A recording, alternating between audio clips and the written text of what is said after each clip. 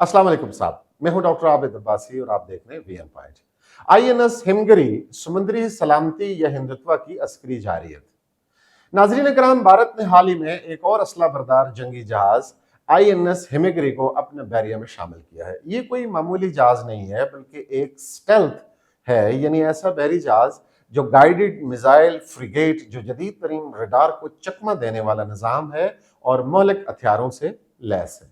यह जहाज BrahMos supersonic cruise missile से मुसल्ला है जो खुश्की और समंदर दोनों पर हदफ को तबाह कर सकता है। इसके साथ बार्क 8 भी नस्ब है जो सरफेस टू एयर मिसाइल, जो फजा में दुश्मन के तैयारों का या मिसाइलों को निशाना बनाने की सलाहियत रखता है।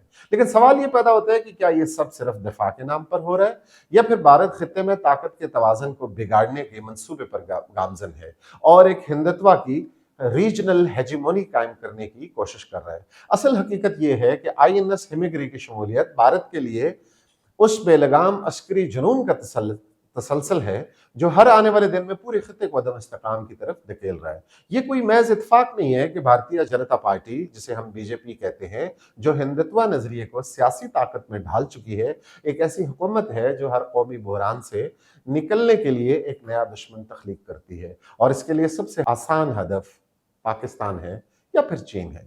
समुद्री सलामती के नाम पर हर साल अरबों रुपए की सरमायाकारी, जदीद तबाहकुन हथियारों का अंबार और जारियाना नेवल मशकें, ये सब उस सियासी प्रोपेगेंडे का हिस्सा हैं जो भारत के अवाम को अजीम ताकत के ख्वाब दिखाकर हिंदुत्व हुक्मरानी को दवाम देना चाहते हैं।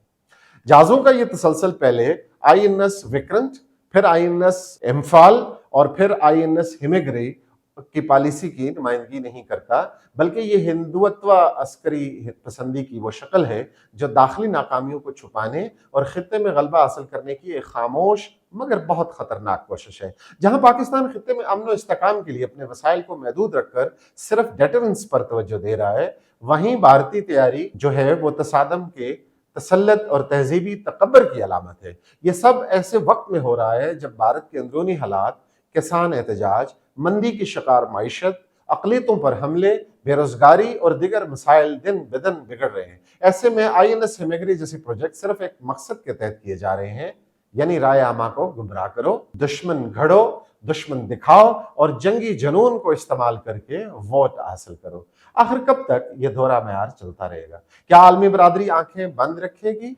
क्या अक़वाम मुत्तहिदा और खित्ते के दिगर ममालिक भारत की इस मुसल्ला पेशकदमी को सिर्फ तमाशाई बनकर देखते रहेंगे?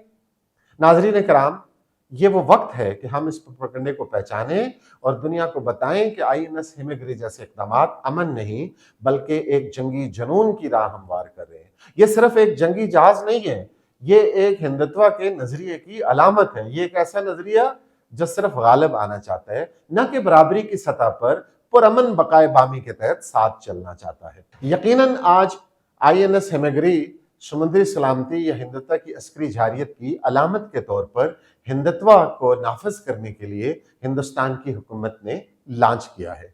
आज हिंदुस्तान के अंदर गुर्बत, भूख, अफलास, अकलियतों के साथ होने वाले मजालम, बिलखुसूस मुसलमान आबादी को दीवार से लगाना, उनके लिए अरसा हयात तंग करना एक आम रवश बन चुकी है और मोदी हुकूमत अपने लोगों को बेवकूफ़ बनाकर, अपने लोगों को जंगी जुनून में मुब्तला करके वो अज़ाइम हासिल करना चाहती है, अपनी उस सो कॉल जाली पॉपुलैरिटी को बरकरार रखना चाहती है जो उन्होंने झूठ बोलकर, जंगी जुनून को तक़वियत देकर, खित्ते को डिस्टेबलाइज कर जंगी हथियारों की दौड़ पैदा करके और खरबों रुपए, खरबों डॉलर जंगी जुनून के ऊपर खर्च करके जो माहौल बनाया है और हिंदुस्तान में आम आवाम को, उनकी नफ्सियात को मुतासर करके उनसे वोट लेने की रवश के तौर पर इस्तेमाल किया है, इसको बंद होना चाहिए। आलमी ज़मीर को इस बात के ऊपर जागना चाहिए और उन